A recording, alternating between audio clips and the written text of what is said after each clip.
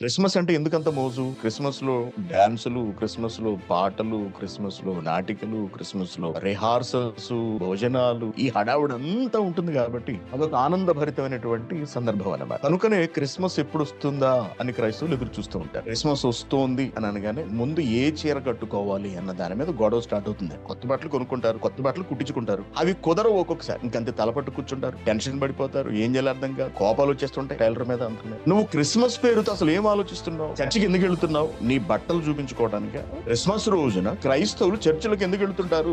భక్తి కనపరచడానిక, వెళ్లి ప్రార్థన చేసుకోవడానిక, ప్రభువా మీరు మా నిమిత్తము పుట్టినందుకు మీకు ధన్యవాదములు అని హృదయాంతరాల నుండి వచ్చే భక్తిని చాటి చెప్పడానిక, ప్రార్థనగా చెప్పడం నో కాదు. టాపుగా తయారై వెళ్ళాలి, భయంకరమైన మేకప్లు వేసుకుని వెళ్తారండి, భయంకరమైన బట్టలు, అస్తవ్యస్తమైనటువంటి వస్త్రధారణ, శరీరాన్ని 10 మందికి, తమ అందాన్ని 10 మందికి చూపించడానికి తాపత్రయపడటం, ఇవన్నీ ఆ రోజు కనపడతాయి. అందుకు నీకు ప్రభు అవసరం